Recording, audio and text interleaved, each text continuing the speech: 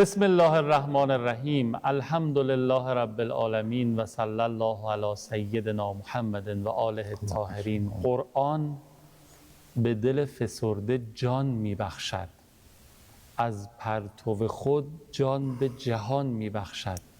این معجزه رسول پاک مدنی است، حقا که حیات جاودان میبخشد. سلام علیکم خانم ها، آقایان محترم، هم نفس یاد خدا الهی که خوب باشین، سلامت و تندرست باشین. خیلی خیلی خوش آمدید به برنامه خودتون یاد خدا که هم یاد خدا درش جریان داره، هم یاد کتاب خدا قرآن کریم، هم یاد معصومه خدا خانم فاطمه معصومه سلام الله علیها به جهت تشرفمون محضرشون که انشاءالله خیلی زود شما از نزدیک مشرف بشید و جزء زائران با معرفتشون باشید به برکت صلوات بر محمد و آل محمد. اللهم صل علی محمد و آل محمد و عجل فرجهم. سلام و خیر مقدم عرض میکنم به استاد عزیزم مجدد اسلام المسلمین حاج آقای محمدی شاهرودی عزیز. آقا خیلی خوش آمدید، خوشحالیم از زیارت. ممنون، شکر. قبول بشه. علیکم السلام، خیلی ممنون. اعوذ بالله من الشیطان الرجیم. بسم الله الرحمن الرحیم. الحمد لله رب العالمین و صلی الله علی سیدنا محمد و اللهم صل علی الطاهرین. محمد و آل محمد. عرض سلام و ارادت دارم محضر دوستان عزیز بیننده و آرزوی سلامتی، طول عمر، توفیقات روزافزون، آرزوی قبولی طاعات، عبادات، قرآن خوندن هاشون، نماز خوندن هاشون ان شاء الله خدا تعالی قبول کنه. تعلیم و تعلمشون ان شاء الله خدا قبول کنه. پیامبر فرمودن من کان فی طلب العلم کانت الجنة فی طلبه. هر کس دنبال علم باشه بهشت دنبالشه، چون همه ما باید دنبال بهشت باشیم دیگه. مقصد بهشته، آخر خط بهشته دیگه. ولی بهشت دنبال کسانی نیست که دنبال علم باشن. بعضی ها هر جا برن بهشت دنبالشون میره. اویس قرنی اینجوری بود. وقتی پیامبر وارد مدینه شد فرمود از جانب یمن بوی بهشت استشمام میکنن. گویا اویس قرنی اینجا بوده. این اویس که اومد مدینه بهشت هم آورد مدینه. وقتی رفت سمت یمن پیامبر بوی بهشت از اون طرف. حالا یکی از کسانی که میتونن کاری کنن که بهشت دنبالشون باشه کسانی هستن که دنبال علم باشن. من کان فی طلب العلم کانت الجنة فی طلبه. کس دنبال علم باشه بهشت دنبال است. ان شاء الله که با گفتگو ما با دوستان عزیز و پاسخ به سوالاتشون که خودش ما وارد گنجینه های علم میکنه ما و دوستان عزیز بیننده دنبال علم باشیم. خیلی خوب ان شاء الله. با اومدن حضرت فاطمه معصومه سلام الله علیها به اینجا بوی حضرت زهرا اومد. بله. بوی مدینه. بله. و خدا رو 100,000 مرتبه شو که ما سر این سفره متنعمیم الحمدلله. خب اجازه است بریم سراغ طرح شبهات.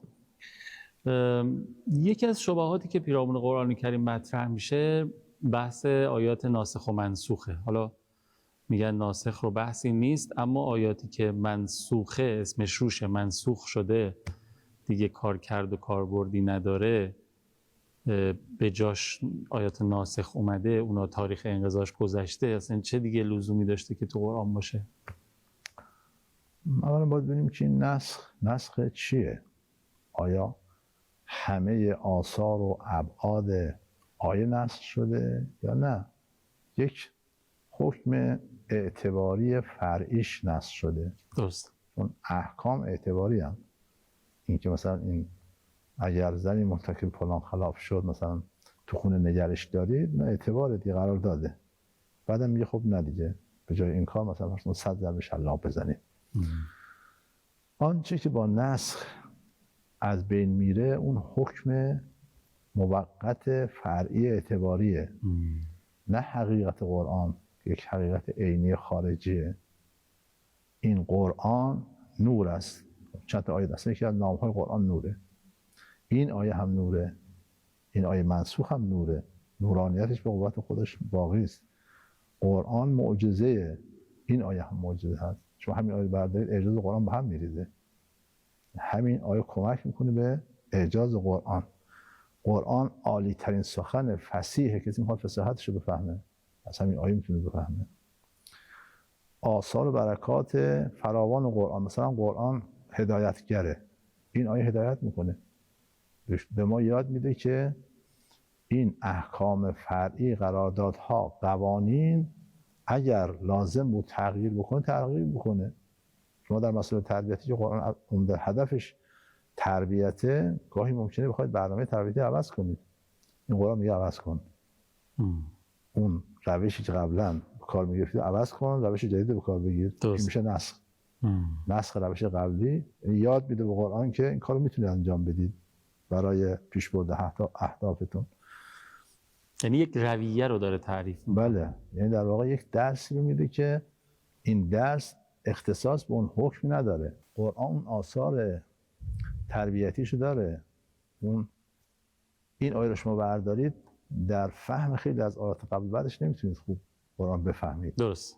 این آیه باید می بود که بفهمید، ارتباط بده، ارتباط برقرار بشه. خلاصه این که یک حکمش نسخ شده، اون هم کاملا منطقیه. ما در اعتباریات نسخ داریم، در تکوینیات هم بدا داریم، هر دوش منطقیه. وقتی که شرایط عوض میشه، حکم باید عوض بشه. الان ما قوانین راهنمای رانندگی داریم. از زمان پیغمبر هم بود خیر. چرا؟ چون این شرایط نبود، نیاز نبود. شما ببینید که همین قوانین مرتب عوض میشه. پس نسخ حکم به معنای بیخاصیت شدن آیه نیست. بقیه خواص قرآن که خواص هم خیلی زیاده، مثلا درمان میکنه، هم درمان مادی هم درمان معنوی، هم جسمی هم روحی، اون به قوت خودش باقیه. تمام احکام قرآنیت رو داره. شما با همین آیه هم بدون دوزخ نداره دست بزنید. همین آیه هم بخونید ثواب قرائت قرآن داره. در همین آیه هم تدبر کنید، جزء متدبرین در قرآن هستید. تمام اون آثار و برکاتی که بقیه قرآن دارن، این آیه عیناً داره. یک حکم اعتباری فرعیش تغییر کرد به خاطر شرایطی که عوض شده و تغییر شرایط. پس اینجوری نیست که بگیم که آیه منسوخ بی اثر است. آثار فراوانی داره. اون حکم که حالا اینم دوستان بدونن که اصلا قرآن برای این نیومده. قرآن هدفش بیان احکام نیست. اگر گاهی احکام گفته، باز اونم برای تربیت و برای هدایت بوده. هدف اصلی قرآن بیان احکام نیست. احکام رو احمد گفته در راستای همون تربیت و در راستای همون هدایت. و اگر احکام رو بگه، اگر 100 جلد میشد، باز بخش قابل توجه از احکام باقی، چون احکام تمام که نمیشه. یک کتاب فقهی ما 43 جلده، نه یه نفر نوشته، همه احکام که نیست. قرآن 1/12 احکامه. در صورتی که اگه بنا بود همش هم احکام باشه، یک کسر ناچیزی از احکام رو میشد قرآن گفته باشه. حالا این مواردی گفته برای اون اهداف دیگر است، از جمله همین که شما میتونید نسخ داشته باشید، میتونید قانون عوض کنید اگر لازم باشه. از جمله این که آثار و برکاتی که عرض کردم بقیه قرآن داره، این آیات منسوخ هم عیناً داره. پس فقط حکم فقهیش تغییر میکنه، بقیه ابعادش، آثارش، برکاتش، نورانیتش، شفابخشیش، اعجازش، همه اونها با ثواب قرائتش، حرمت مسه بدون موضوع، همه اینها باقی میمونه.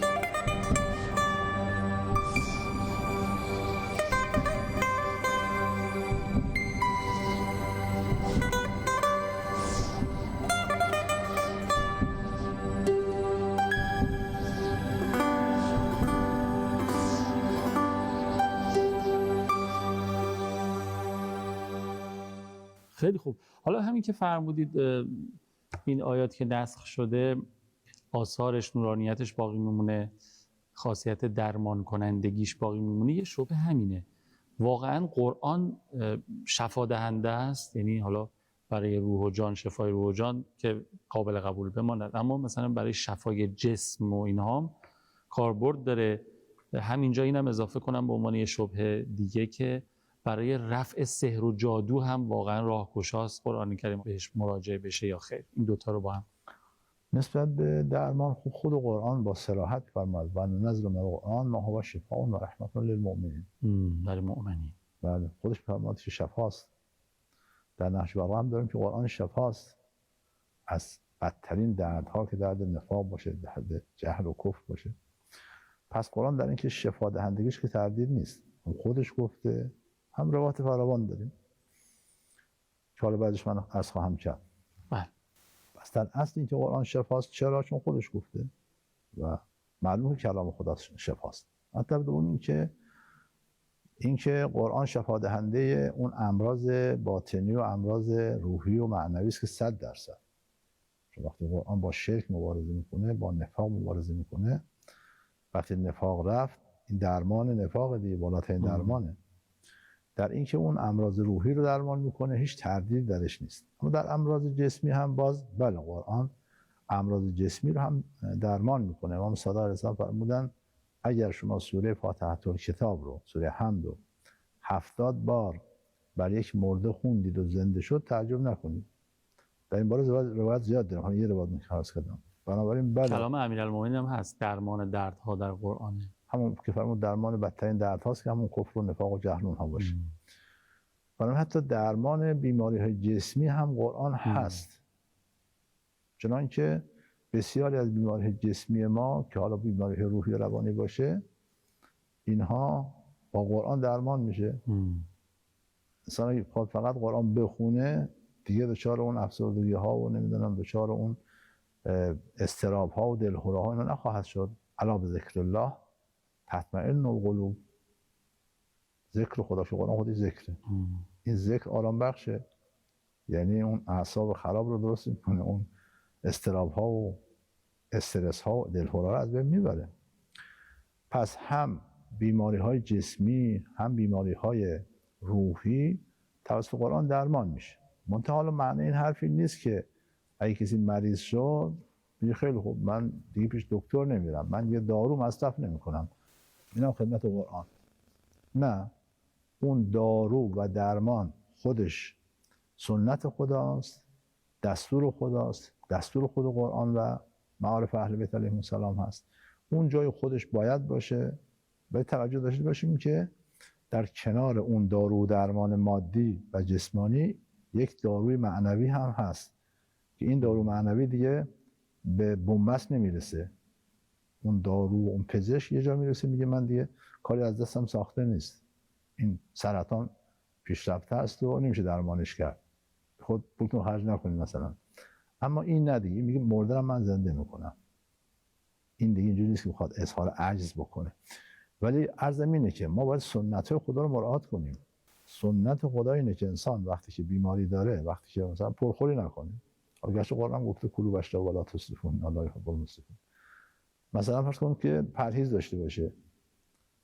حضرت موسی مریض شد، یکی از اون کارشناسای بنی اسرائیل، پزشک بنی اسرائیل بهش گفت داروی درمان شما این داروست، مصرف کن تا خوب بشی.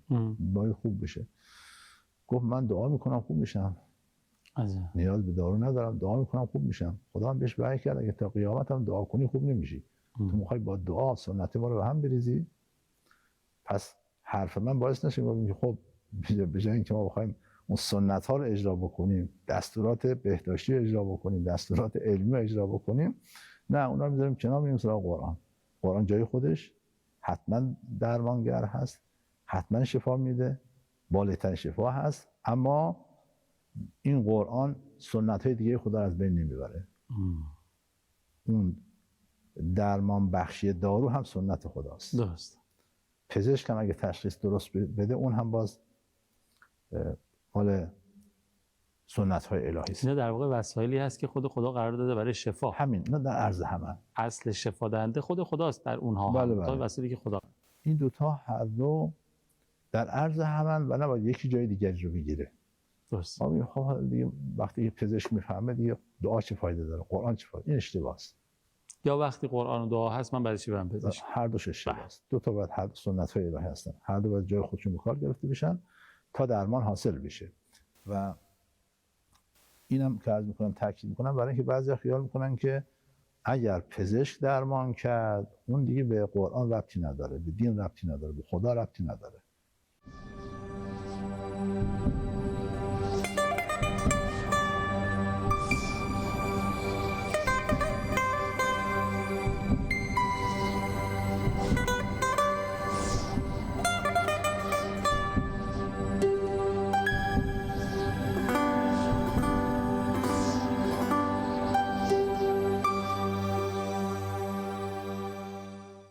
رحمت کنه. ما یه مادر خانمی داشتیم از دنیا رفت و گاهی میگفت در رو باز کنید تا باد خدا بیاد. خیال میکرد بادی که از بیرون میاد باد خداست. باد کولر مثلا باد خدا باد نیست. خدا نیست. حالا بعضیا خیال میکنن که تشخیص پزشک اون دیگه کار خدا نیست. آره. اون دیگه سنت خدا نیست. من تاکید میکردم برای این، نه اونم سنت خداست. اونم خدا قرار داد، نه از قضا سرکنگبین صفرا فزود، روغن بادام خشکی مینمود. دارویی که 100% باید درمان بکنه 100% میکشه طرف رو. درسته. یعنی اگر بخواد اون اراده خود خدا نباشه، نه دارو اثر میکنه نه همه برعکس اثر میکنن. اینا سبب هستن اما مسبب الاسباب کسی دیگه خود خداست. شافی او هست، اینها وسیله هستن. بنابراین ضمن این که بله قبول داریم که قرآن شافی است، خود قرآن گفته شفا میده، خود قرآن گفته که برای مؤمن شفا هست، البته برای غیر مؤمن هم اگر بخواد چیز باشه، اما اون سنت جای خودش باقی است. اما اینکه حالا راجع به سحر و جادو و اینها، آره واقعا آیا برطرف کننده سحر و جادو هست قرآن یا خیر؟ بله خب، برای اینکه اون ساحر در واقع یک سری علل و عوامل ناپیدا رو به کار گرفته، گرهی به کار افراد، به اون کار انسان ها انداخته، زن و شوهر رو نسبت به هم بدبین کرده، با هم دعواشون شده، نمیشه از این قبیل. در همین حد هم بیشتر سحر و جادو نیست. خب حالا این راه های بطلانش راه های متعدد هست. گاهی ممکنه طلسم های اون رو بطلانش باطلش بکنه، گاهی ممکنه که اون از بین برده بشه، مثلا فرض کن اون سحری که چیز پاک کنن، مثلا بشورن، اون گره رو باز کنن، گره هایی که بسته شده رو باز کنن. قرآن هم چنان که در روایت داریم که مثلا پیامبر رو سحر کردن، پیامبر همین معوذتین رو میخون، هر آیه میخون یه گره باز میکرد و معوذتین تمام شد، سحر هم تمام شد و حل شد، اون سحر حل شد. بله قرآن این قدرت رو داره. قرآن همونطور که میتونه مرده رو زنده بکنه، میتونه مسحور رو هم شفا بده. تا اینکه حالا چه آیه باشه، چه سوره باشه، چطور باشه و چه برنامه‌های اینها، غالب اون بطلان‌های سحر هم از همین قرآن هست. شما مثلا مفاتی که یه دستاورد برای بطلان سحر داره دقت می‌کنید، ببینید آیات قرآنه. آیات قرآن با دستاوردهای خاصی. پس قرآن سحر رو باطل میکنه. منتها حالا اینجا این نکته رو عرض بکنم که اصل سحر گناه کبیره، حرامه و تاکید میکنم گناه کبیره، و پول دادن، پول گرفتن، انجام دادن، دنبالش رفتن همش حرامه. هر فعالیتی در این راستا حرامه. اما حالا کسی سحر شده و باید مشکل حل کنه، میتونه به قرآن مراجعه بکنه. آره میتونه به عالمی که بلده مراجعه کنه، من دچار این مشکل شدم، بله میتونه مراجعه کنه و او هم مشکلشو حل کنه. پس قرآن سحر رو باطل میکنه.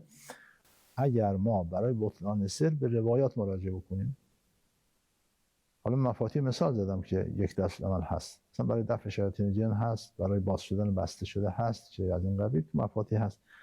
تو منابع مفصل تر ما موارد دیگه هم هست، منتها همش اون جایی برای ما ارزش داره که از امام گرفته شده باشه.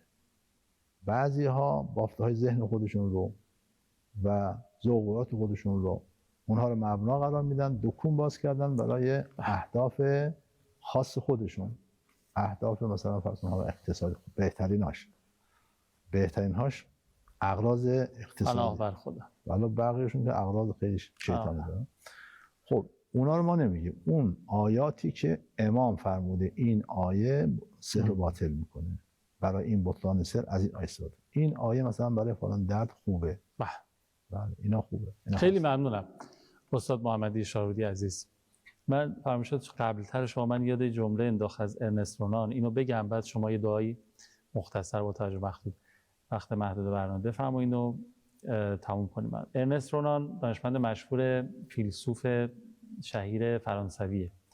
میگه تو کتابخونه من هزار جلد کتاب علمی و ادبی و فلسفی و ایناست که هر کدوم یه بار بیشتر نخوندم. اما یه جلد کتاب هست که هر وقت میخوام درهایی از معانی برون باز چه احساس آرامش بکنم، میرم دوباره و چند بار اون کتاب رو مرور میکنم. اون کتاب کتابی نیست جز کتاب آسمانی مسلمانان، قرآن کریم. آقا دعا میکنه. رب صلی الله علی محمد و آل محمد. خدا به حق قرآن و عدل قرآن که اهل بیت علیهم السلام باشند، آنچه خیر و سعادت و خوشی و خرمی در دنیا آخرت هست برای همه دوستان عزیز بیننده ما مقدر بفرما. الهیان با آنچه که شر و بدی است که از اهل بیت و از اولیاء دور کردی از دوستان عزیز بیننده ما و عزیزانم که اینجا در خدمتشون هستیم برطرف بفرما. و صلی الله علی سیدنا محمد و آله الطاهرین. اللهم صل علی محمد و آل محمد و عجل فرجهم. خیلی ممنونم استاد زحمت کشید. التماس دعا مراقب خوبیاتون باشین. یا حق